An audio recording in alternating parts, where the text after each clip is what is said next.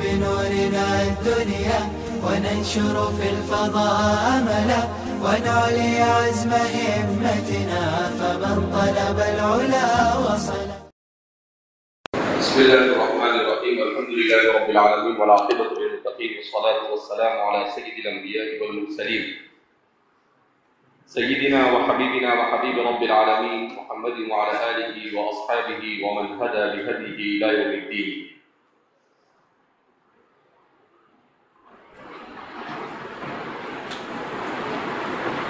امام بخاری باب تمنی الشہادہ کے تحت دوسری روایت کو آپ نے ذکر کیا، جس روایت میں غزوہ مؤطا کی تفصیلات کو بیان کیا.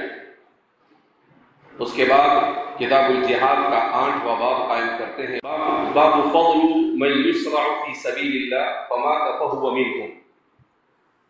یہ باب اس چیز کی فضیلت کے بیان میں کہ اگر کوئی آدمی اللہ کے راستے میں شہادت کی نیت سے نکلے اور اس کا انتقال ہو جاوے کسی اور سبب سے فہو منہم، تو اس کا شمار بھی شہداء میں ہوگا. وقول اللہ تعالی، اور اللہ کا قول، ومن يخرج من بيته مهاجرا الى الله ورسوله ثم يدركه الموت فقد وقع اجره على الله. اپنے اس باب میں بطور استدلال کے قرآن کریم کی سورہ نساء کی آیت نمبر 100 کو ذکر کر رہے ہیں.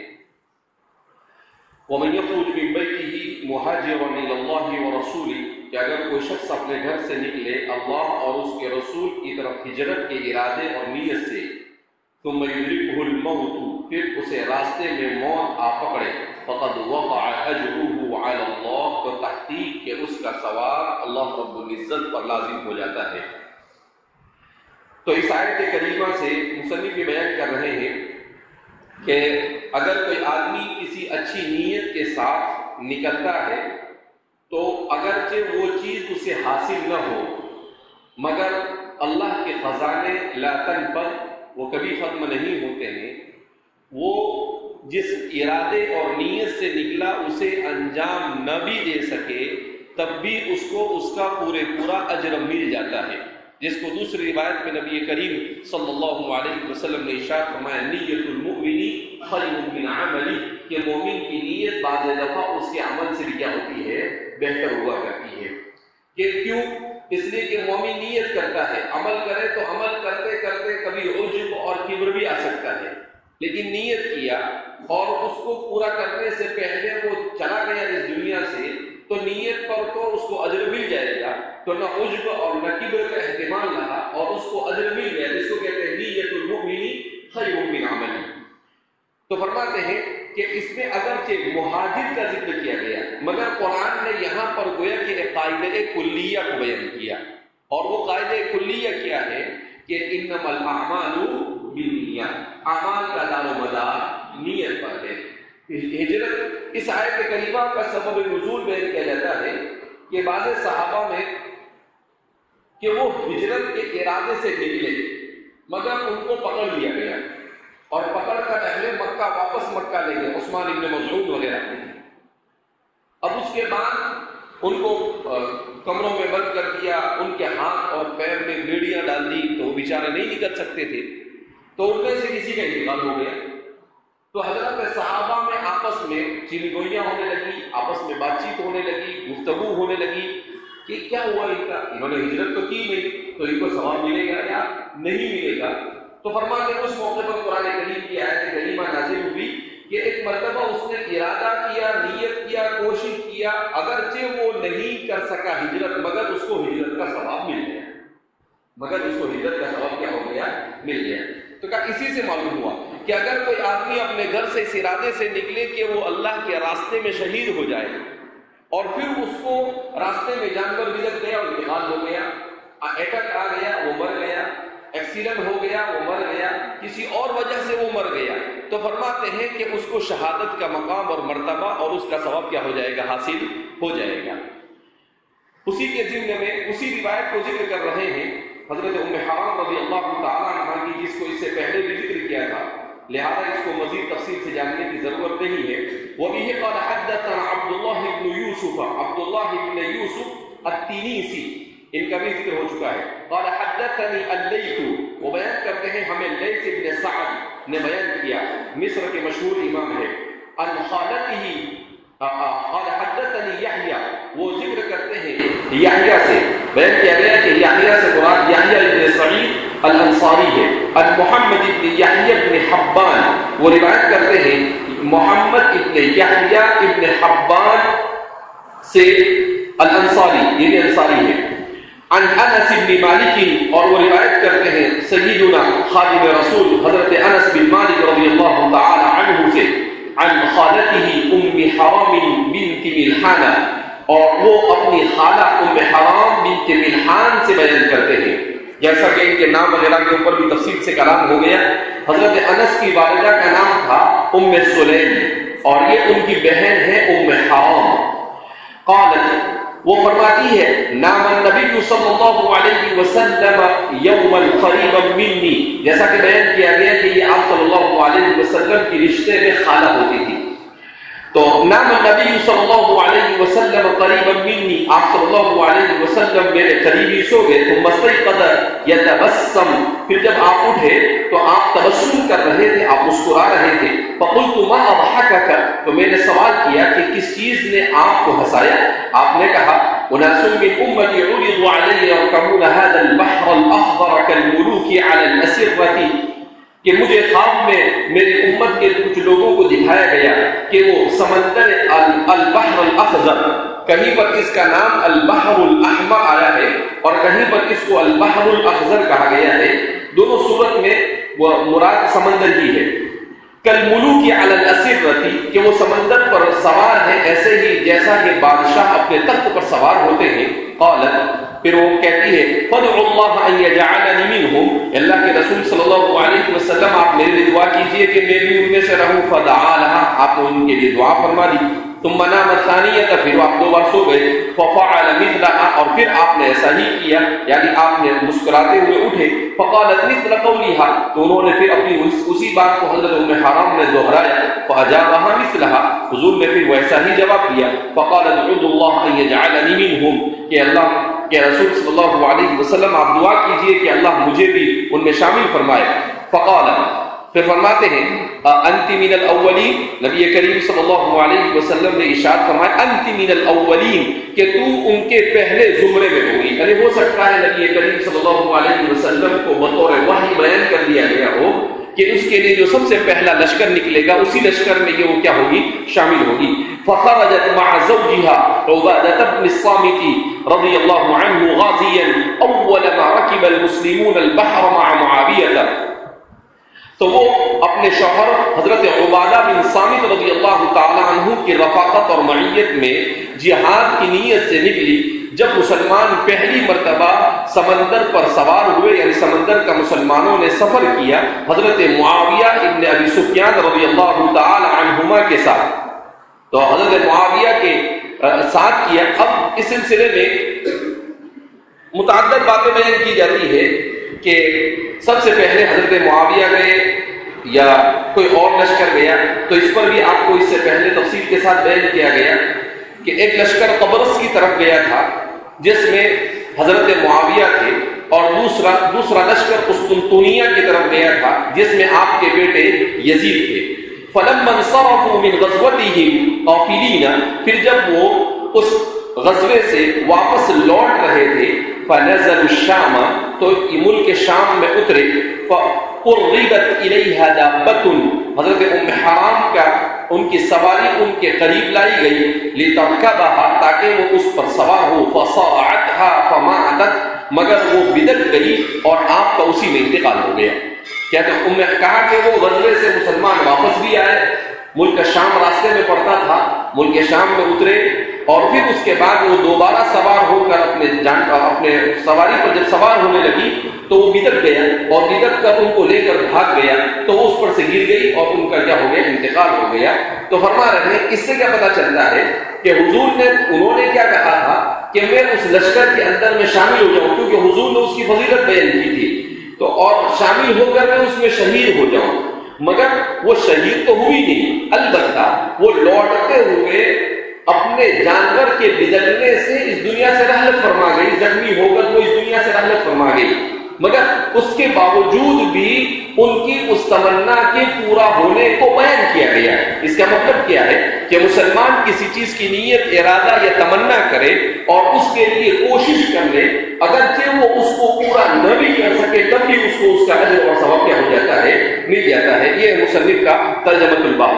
باب من ينكب او يطعن في سبيل اللہ، یہ باب اس چیز کے بیان میں کہ اگر کسی شخص کو زخم لگایا جائے اللہ کے راستے میں،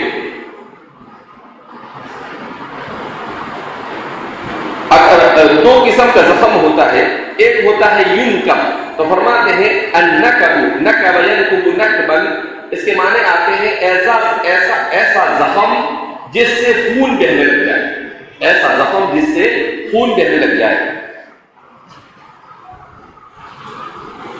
اور یطعن، اس کے معنی آتے ہیں نیزے سے مارنا۔ تو اللہ کے راستے میں زخمی ہونے کے بیان میں، جس کو ہم یوں کہہ سکتے ہیں اللہ کے راستے میں زخمی ہونے کے بیان میں، کہ بھئی اللہ کے راستے میں اگر کوئی نکلا، وہ شہید نہیں ہوا البتہ وہ زخمی ہو گیا، تو اس کی کیا فضیلت ہے؟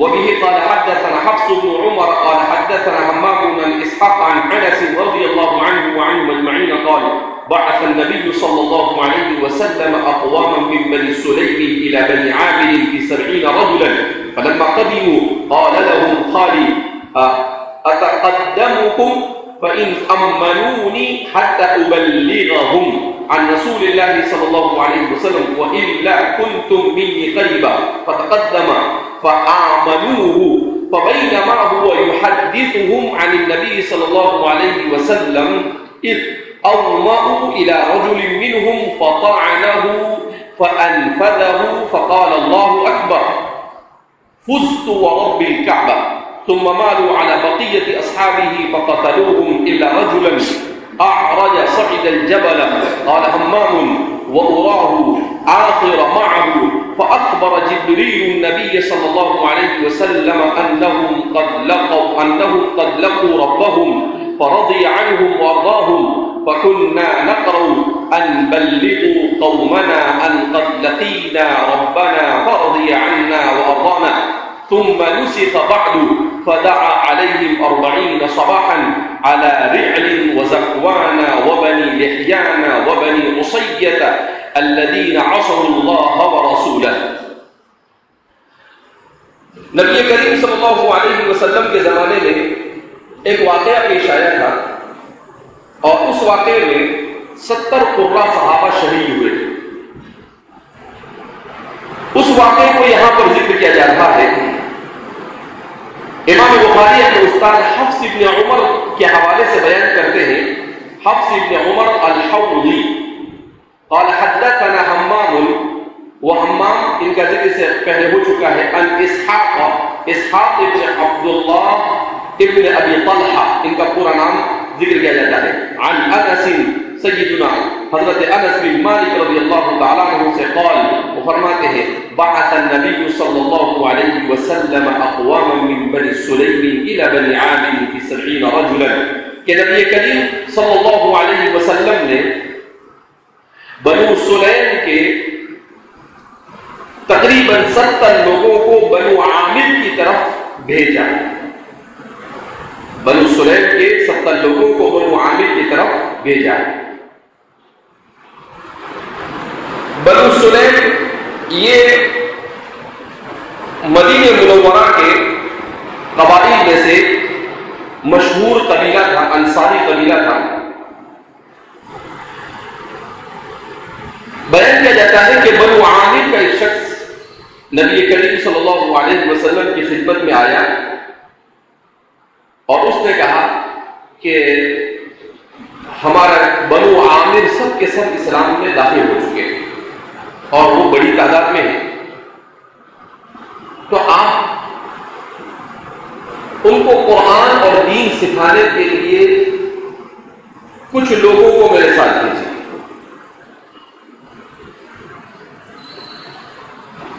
تاکہ بنو عامر کو دین مکمل سکھایا جائے، قرآن سکھایا جائے۔ تو آپ صلی اللہ علیہ وسلم نے تقریباً 70 قرہ صحابہ کو اس آدمی کے ساتھ بھیج دیا. اس آدمی کی نیت صحیح نہیں تھی. وہ اسی نیت سے گیا تھا کہ تعلیم دینے والے صحابہ کو بلائے اور دھوکے سے انہیں مارے. اب آپ صلی اللہ علیہ وسلم نے تو ان کے اس مطالبے پر صحابہ کو ان کے ساتھ بھیج دیا. بیر معونہ کا واقعہ ہے. اس نے کیا کیا؟ صحابہ سے کہا کہ تم ذرا ٹھہرو، میں اپنے قبیلے میں جا کر آتا ہوں اور دیکھ لیتا ہوں کیا ہے، اور پھر اس کے بعد میں تمہیں بلاتا ہوں. ایک پہاڑی کے پاس رکے تھے. ان کا پلان تھا، یہ سب آزو بازو میں چھپے ہوئے تھے. کچھ دیر کے بعد انہوں نے حملہ کر دیا. اب یہ صحابہ بیچارے جنگ کی نیت سے نہیں گئے تھے، ہتھیار نہیں تھے ان لوگوں کے پاس. یہ تو تعلیم کی غرض سے نکلے تھے. ابھی ان کو گھیر دیا گیا اور ان کی تعداد بہت تھی. ان کے پاس جو چھوٹے موٹے ہتھیار ہوں گے اس سے انہوں نے مقابلہ کیا. لیکن ان میں سے تقریباً 69 شہید ہوئے. ان کو قتل کر دیا. تمام صحابہ بیچارے شہید ہو گئے. اسی لیے اخیری روایت میں فرماتے ہیں کہ اس واقعے کا نبی کریم صلی اللہ علیہ وسلم پر کی طبیعت پر بہت اثر ہوا اور آپ کو بہت غم ہوا، اور آپ نے بنو عامر پر اور ان کے ساتھ جو دوسرے قبائل نے مل کر اس واقعے کو انجام دیا تھا ان پر 40 دن تک بد دعا کی. اور اسی موقع پر آپ صلی اللہ علیہ وسلم سے دعائے قنوت ثابت ہے، جس کو ابھی بیان کیا جائے گا. تو اس طرح سے وہ 70 کے 70 صحابہ کیا کر دیے گئے. یہ آپ صلی اللہ علیہ وسلم کی زندگی کے اواخر کا واقعہ ہے. تو یہاں پر اسی کو بیان کر رہے ہیں کہ اس روایت میں بیان کرنے کا مقصد کیا ہے کہ زخمی کی فضیلت اس میں کیسے وارد ہوتی ہے. تو کتاب کے حدیث میں کچھ الفاظ ایسے وارد ہو رہے ہیں جس سے زخم کی فضیلت. کہنے کا مطلب یہ ہے کہ جو بھی اللہ کے راستے میں نکلا، اللہ کے راستے میں نکلنے کے بعد اسے جو بھی مشقت اور تکلیف پہنچے گی، ان ساری مشقتوں اور تکلیف پر اسے بہترین اجر دیا جائے گا. یہ اس سے بیان کرنا کیا ہے مقصود ہے. چاہے وہ جہاد فی سبیل اللہ میں نکلے، چاہے وہ طلب علم میں نکلے، چاہے تبلیغ میں نکلے، چاہے کسی بھی راستے میں نکلے، بہرحال وہ اجر سے عالی نہیں، مگر تب جب وہ اپنے مقصد میں لگا رہے. یہ فضیلت کب ملے گی؟ جب وہ اپنے مقصد میں. اگر وہ اپنے مقصد میں نہیں لگتا ہے تو وہ اس فضیلت کو حاصل کر سکتا نہیں ہے. لہذا جو طلبہ پڑھنے کے لیے آئے اور اس کے بعد وہ اپنے تعلیم کے مقصد میں نہیں لگتے ہیں اور دوسرے فالتو کاموں میں مبتلا رہتے ہیں، وہ طالب علم کی صورت میں ہے مگر طالب علم نہیں ہے.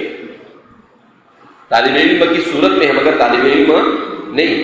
حضرت مولانا حبیب صاحب جو دارالعلوم کے اولین محتمین مانے جاتے ہیں، دارالعلوم دیوبند کے، تو ایک مرتبہ ایک طالب علم آیا اور کھانے کی شکایت کرنے لگا. کہا یہ ایسا کھانا ہوتا ہے، یہ کوئی کھانا نہیں. وہ خاموشی سے سنتے رہے اس کو. جب اس نے جو بولنا تھا بول دیا طالب علم نے، پھر وہ یوں کر اوپر سے نیچے تک اس کو اوپر چلے گیا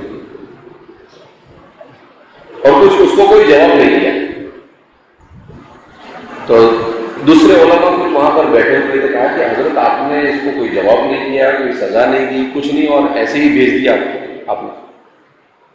کہا یہ طالب علم نہیں ہے، ایک بدماش ہے جو طالب علم کی شکل میں یہاں آ گیا. کہا آپ ایسا کیسے؟ کہا میں یقین کے ساتھ کہتا ہوں. کہا کیوں؟ کہا کہ میں نے خواب دیکھا تھا کہ یہاں پر جو لوگ علم حاصل کرنے کے لیے آئے ہیں تو ایک جگہ پر جہاں پر دارالعلوم ہے، کہا کہ وہاں پر تقسیم ہو رہا ہے دودھ. تو کوئی گلاس لے کر آتا ہے، کوئی کٹورا لے کر آتا ہے، کوئی بالٹی لے کر آتا ہے. تو ان سب میں یہ نہیں تھا. کیا فرماتے ہیں؟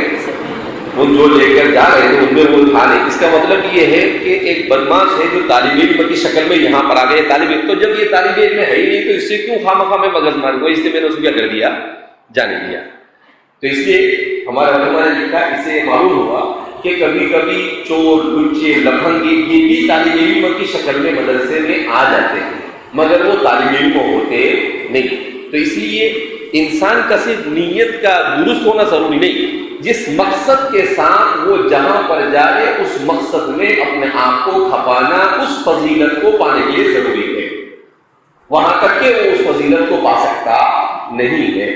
تو آپ نے کہا ہم تو طالب علم ہیں, ایسے کیسے طالب علم؟ آپ طالب علم ہونے چاہیے, اپنے مقصد میں لگنے چاہیے تو آپ طالب علم. اب یہ کون سا طالب علم ہوا کہ سبق ہو رہا ہے اور سو رہا ہے, نماز ہو رہی ہے اور سو رہا ہے, کھانے میں کبھی کوئی نہیں سوتا. آج تک کسی کو کھانے میں سوتا ہوا دیکھا آپ نے؟ اللہ بھائی بول تو صحیح, کوئی کھاتے ہوئے سوتا ہے؟ وہاں تو یعنی نیند ہو تو بھی اڑ جاتے, تو وہاں نیند نہیں آتی. کیوں؟ اس لیے کہ اسے دلچسپی ہے. میں احب اشیاء یہ ہے, سب سے پسندیدہ چیز, لیکن اس سے دلچسپی نہیں پیدا ہوگی, اس لیے یہاں نیند بھی آئے گی. بخارا پڑھاوے کہ بخاری پڑھاوے, بیضاوی پڑھاوے کہ بیضاوا پڑھاوے, کچھ بھی پڑھاوے, جس کو نیند آتی ہے وہ کبھی یوں بولے گا, کبھی زبردستی ایسا کرے گا. ارے بھائی قال اللہ قال رسول پڑھا جا رہا ہے, آدمی توجہ سے سنے, اس کو سمجھے, اس پر عمل کی نیت اور ارادے سے اس کیا کرے, سنے, تو اس کا فائدہ بھی ہوگا اس کو دنیا اور آخرت میں. اور اگر آدمی سنے گا ہی نہیں تو ظاہر سی بات ہے وہ اصل میں موسم بہت سہانا ہے, اتنی ٹھنڈی ٹھنڈی ہوا, اوپر بھی پنکھے چل رہے ہیں, کھڑکیاں بھی کھلی ہوئی ہے, باہر رمجم بارش ہو رہی ہے, تو نیند نہیں آئے تو کیا ہوئے. تو یہی تو ہے مجاہدہ. کتاب الجہاد اسی لیے تو پڑھ رہا ہے کہ کس کو کہتے ہیں کہ نیند آ رہی ہو مگر اس کے باوجود اس کو بھگانا کہ بھائی یہاں کا ہے بھگ یہاں سے, تو یہ تو کیا بولتا ہے, ہاں نہیں بیٹھ جائے, اس کو گود میں بٹھاتا اور پھر خود بھی سونا, تو وہ بولے کہ ٹھیک ہے آپ نے دعوت دی تو ہم تیار ہیں. تو اس لیے آدمی کو کسی بھی سبق میں چاق و چوبند ہو کر بیٹھنا چاہیے.